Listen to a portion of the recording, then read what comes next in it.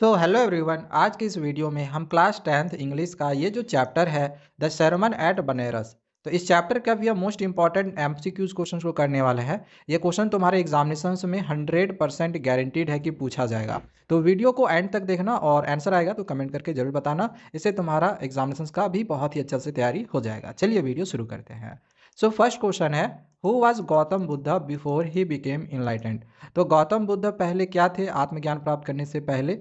तो a wandering monk, a beggar, a teacher of sacred scriptures या फिर a prince named Siddhartha Gautam. तो इसका राइट आंसर है option D, a prince named Siddhartha Gautam. मतलब एक प्रिंस थे, उनका नाम सिद्धार्थ गौतम था। चलो नेक्स्ट क्वेश्चन की ओर बढ़ते हैं। अगला क्वेश्चन नंबर 2 है, at what age did Siddhartha Gautam first encounter the suffering of the world. मतलब दुनिया के दुखों के बारे में सिद्धार्थ गौतम ने कब देखा, किस एज में देखा था? तो 12 ईयर्स ओल्ड में, 30 ईयर्स ओल्ड में, 25 ईयर्स ओल्ड में या 40 ईयर्स ओल्ड में? तो इसका राइट आंसर है ऑप्शन सी, 25 ईयर्स ओल्ड में। क्वेश्चन नंबर 3 है, how long did Gautam Buddha meditate under the Bodhi tree before attaining enlightenment. तो आत्मज्ञान प्राप्त करने से पहले जो गौतम बुद्ध है बोधि ट्री के नीचे कितने दिनों तक बैठे थे, तब जाके उनको आत्मज्ञान मिला था? 10 दिनों तक, 7 दिनों तक, 17 दिनों तक या 14 दिनों तक? तो इसका राइट आंसर होगा ऑप्शन बी, 7 दिनों तक। 7 दिनों तक वो ध्यान लगाते रहे, तब जाके उनको इनलाइटमेंट मिला, यानी कि आत्मज्ञान मिला। क्वेश्चन नंबर 4 है, where did the Buddha deliver his first sermon after attaining enlightenment. तो आत्मज्ञान प्राप्त करने के बाद बुद्धा ने अपना पहला उपदेश कहाँ पर दिया था? वाराणसी में, रिवर गंगा में, न्यू दिल्ली में या बनारस में?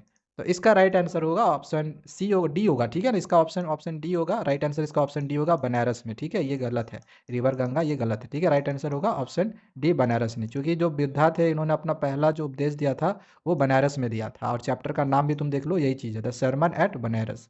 Okay, right answer option D होगा। क्वेश्चन नंबर आगे 5 है, what did Kisa Gotami do after the death of her son. Kisa Gotami का जब बेटा मर गया था तो उसने क्या किया? इसके बाद उसने क्या किया? तो she went to the king for help, option B. She carried her dead son to her neighbours asking for medicine, option C buried her son immediately या option D, she sought advice from the elders.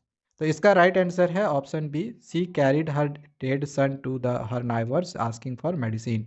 तो अपने वो dead बेटे को अपने पड़ोसियों के पास जा जाके उससे मेडिसिन, लोगों से वो मांग रहे थे कि मेरे बेटे को जीवित कर दो, कोई मेडिसिन दे दो। नेक्स्ट आगे क्वेश्चन नंबर 6 है, what did the Buddha ask Kisa Gotami to bring him in order to help cure her son.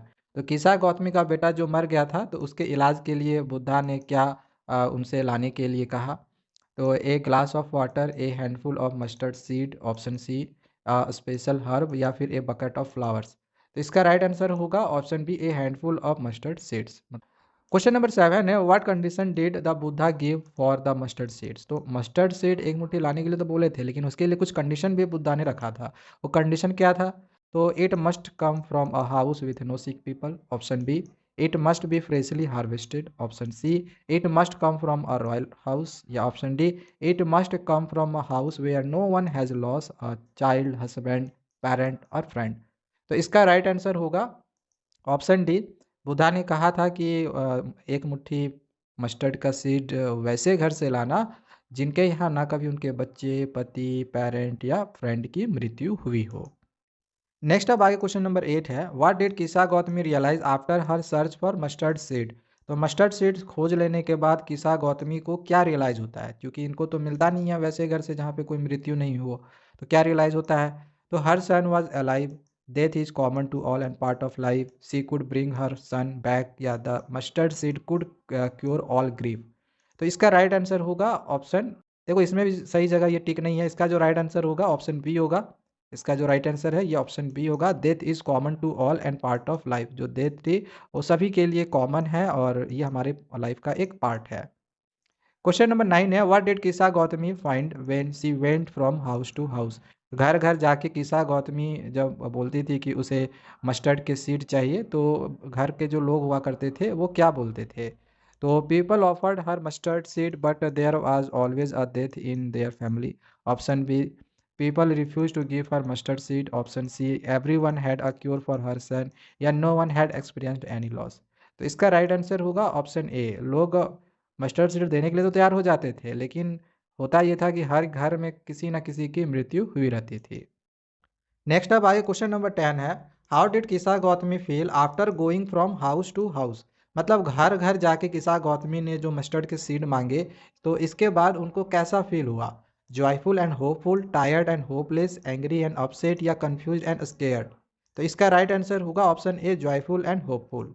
तो ये 10 क्वेश्चन थे, एग्जामिनेशन में आना रहेगा तो इन्हीं 10 क्वेश्चन से आएगा, इसमें से बहुत ज़्यादा क्वेश्चन तुम्हारे पेपर में नहीं बनेगा। तो यहाँ तक अगर देख लिए हो तो ये चैप्टर सोच लो तुम्हारा पूरा कंप्लीट है, इतना ही क्वेश्चन तुम्हारे एग्जामिनेशन में आएगा। तो चलो आज के लिए इतना ही। अगर तुम्हें किसी भी तरह का स्टडी मटेरियल चाहिए होगा तो हमारे टेलीग्राम चैनल को ज्वाइन कर लेना, इसका लिंक डिस्क्रिप्शन पे दिया हुआ है। मिलते हैं दूसरे वीडियोज़ में। Thank you, bye bye.